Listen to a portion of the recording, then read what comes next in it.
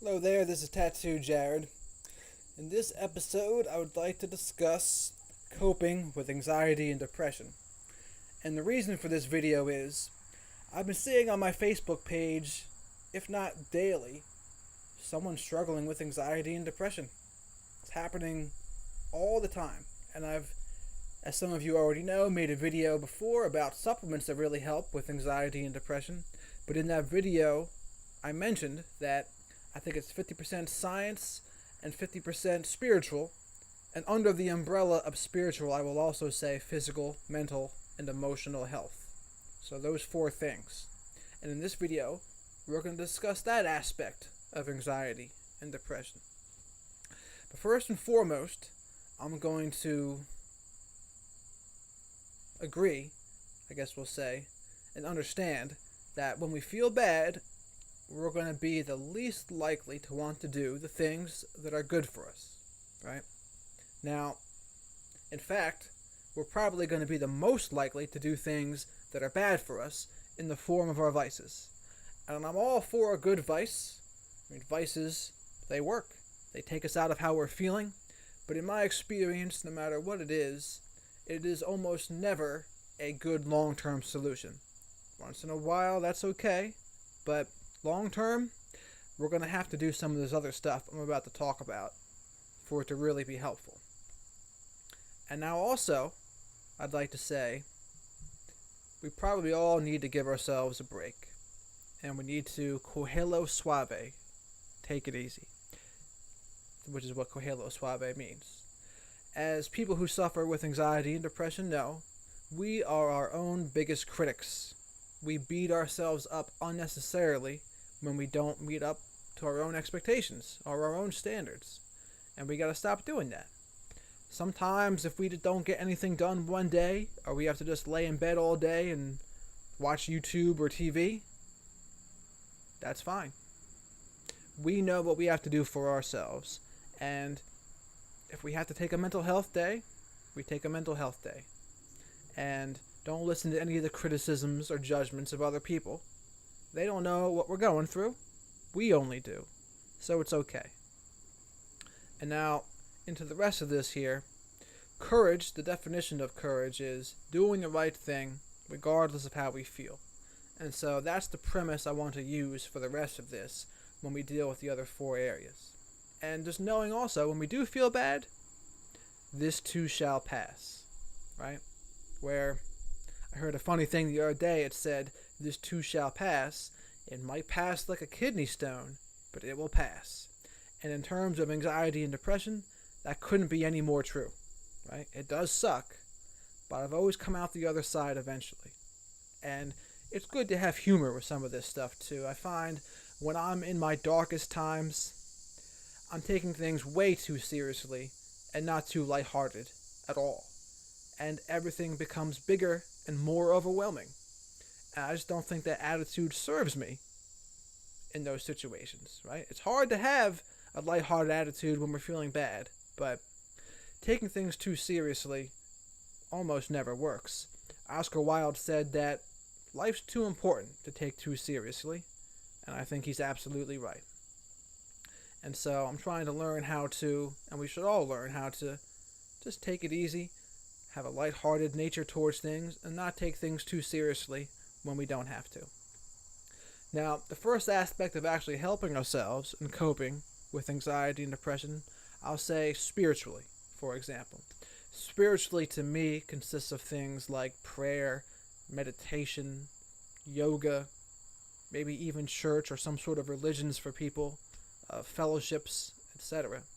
And something like prayer, it works for me because I think it's similar to self-hypnosis, where what we begin to tell ourselves over and over again becomes true.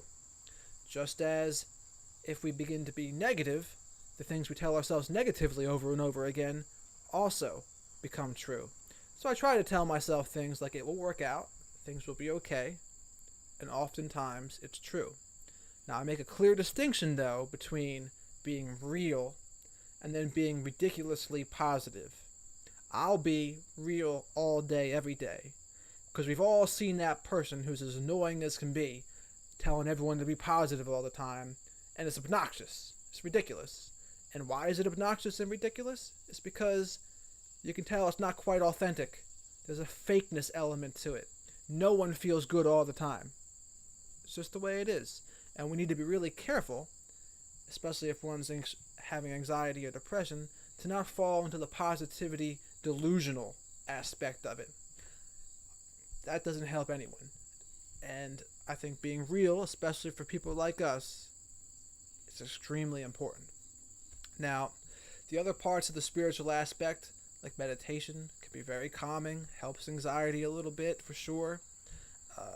Other types of things where we're helping people, getting outside of ourselves and trying to help someone else, I've never regretted doing that once in my life. I might not feel like doing it a lot, but I've never regretted doing something to help someone else.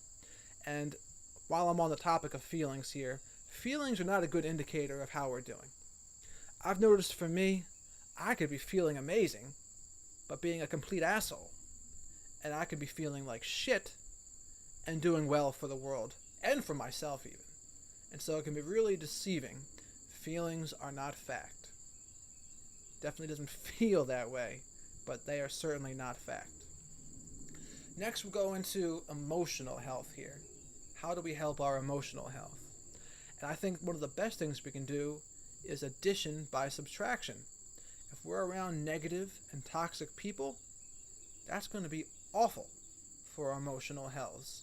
And I'm pretty sensitive to the energies of others, so I really have to be careful about who I choose to spend my time with and associate with. And when we subtract, we then need to hopefully add some good people to our lives. And I'll definitely say being alone is greater than, better than, being with toxic or negative people, without a doubt.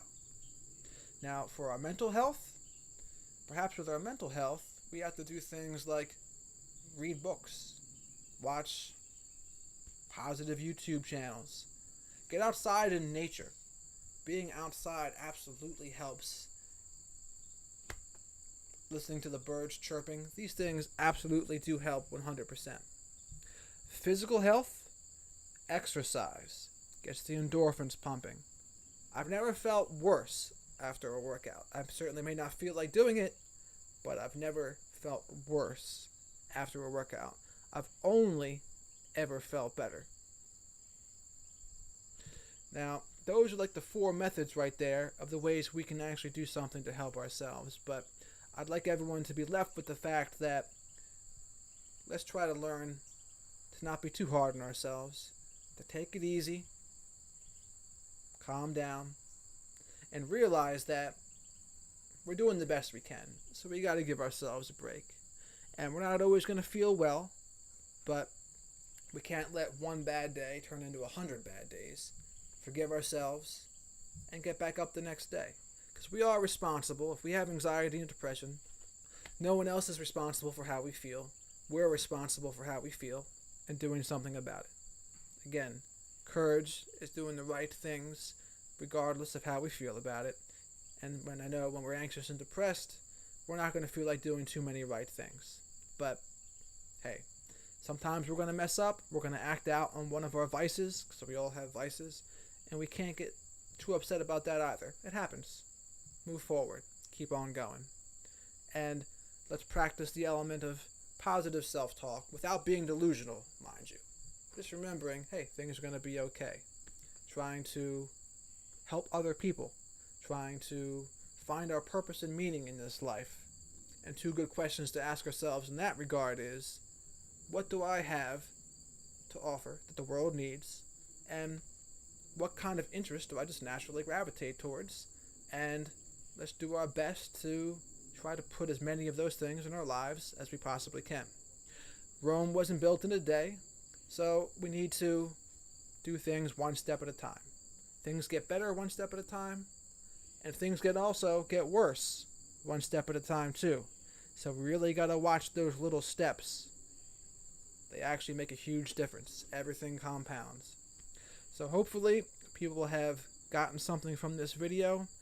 I definitely feel the pain of people who have anxiety and depression. Supplements absolutely do help. but so do all the things I've mentioned in this video as well. So hopefully we can all begin to not beat ourselves up and do the best we can and give ourselves a break. That's all I have for you today. Thank you.